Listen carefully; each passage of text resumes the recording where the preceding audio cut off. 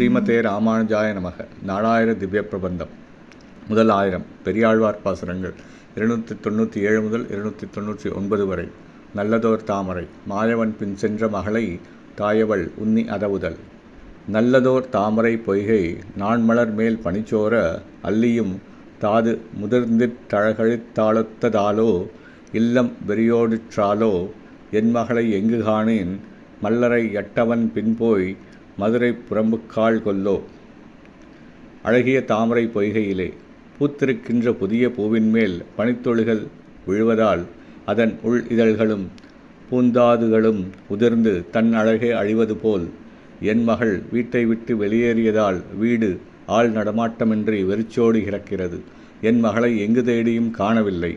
இவள் இங்கு இல்லாமையால் சாணூர முஷ்டிக மல்லர்களை அழித்த அக்கண்ணபிரானுடன் சேர்ந்து வெளியே சென்றிருக்க வேண்டும். அப்படி அவனுடன் போகும்போது மதுரையின் அருகே உள்ள திருவாய்ப்பாடியை அடைந்திருக்கலாமோ என்று உடன் போக மேற்கொண்ட தன் மகளை குறித்து தாய் சந்தேகம் கொண்டு கூறுகிறாள். 298ஆம் பாசுரம். ஒன்று மறிவொன்றில்லாத ஒருவரை கோபாலர் தங்கள் கன்றுகால் மாறுமா போலே கண்ணியிருந்தானைக் கொண்டு நன்றும் சிறு செய்து போனான் நாராயணன் செய்த தீமை என்று மெமர்கள் குடிக்கோர் ஏச்சுச் சொல்லாயிடுங்கொல்லோ. அறிவு என்பது சிறிதும் இல்லாதவரும் தோற்றப்பொழிவும் அற்றவர்களாய் திகழும் ஆயர்கள் பிறரது கன்றுகளை மாற்றி திருடிச் செல்வது போல் என் மகளாகிய கன்னிப்பெண்ணை தீம்புகள் செய்து எனக்கு தெரியாமல் நாராயணன் தன்னுடன் அழைத்து போய்விட்டான். எல்லா நற்குணங்களையும் உடைய ஸ்ரீமன் நாராயணனான கண்ணபிரான் என்னிடம் இதுவரை அடங்கியிருந்த என் மகளை தக்க சூழ்ச்சிகள் பலவற்றை செய்து அழைத்துச் சென்ற தீம்பு எங்கள் குலத்துக்கு எக்காலத்துக்கும் தீரா பழியாகிவிட்டது என்று தன் மகளை பிரிந்த தாய் கூறினாள்.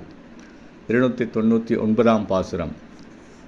குமரமணஞ்செய்து கொண்டு கோலஞ்செய்தில்ல திருத்தி தமரம் பிறருமறிய தாமோதரற்கென்று சாற்றி அமரர் பதியுடை தேவி அரசாணியை வழிபட்டு துமிழமெழுப்பறை கொட்டி தோரணம் நாட்டிடுங்கொல்லோ.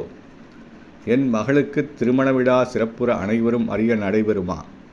அவளை புத்தாடையும் அணிகலன்களும் அணியச் செய்து அழகுபடுத்தி திருமண மண்டபத்தில் இருக்க வைத்து ஊராரும் உற்றாரும் அறிய தாமோதரன் என்னும் கண்ணபிரானுக்கு இவளை திருமணம் செய்து கொடுக்கப் போகிறோம் என்று கூறி நிச்சயதார்த்தம் நடத்தி வைப்பார்களா? தேவர்கட்கும் தலைவனான கண்ணனின் மனைவியாகப் போகின்ற இவள் இங்கு அலங்கார பீடத் தூணான அரசங்கிளையை வலம் வரச் செய்து ஆரவாரத்துடன் மேளதாளம் கொட்ட ஊரெங்கும் தோரணம் கட்டி திருமணத்தினை ஒரு பெரிய விழாவாக நடத்துவார்களா? எங்கள் குடிப்பிறந்தோர் ஆரவாரம் வேண்டாமென்று கருதி இப்படியே விட்டு விடுவார்களோ என்று அறிய இயலாதவளாயிருக்கின்றேன் என்று தாய் ஐயுற்று கூறுகிறாள். ஸ்ரீமதே ராமானுஜாய நமக.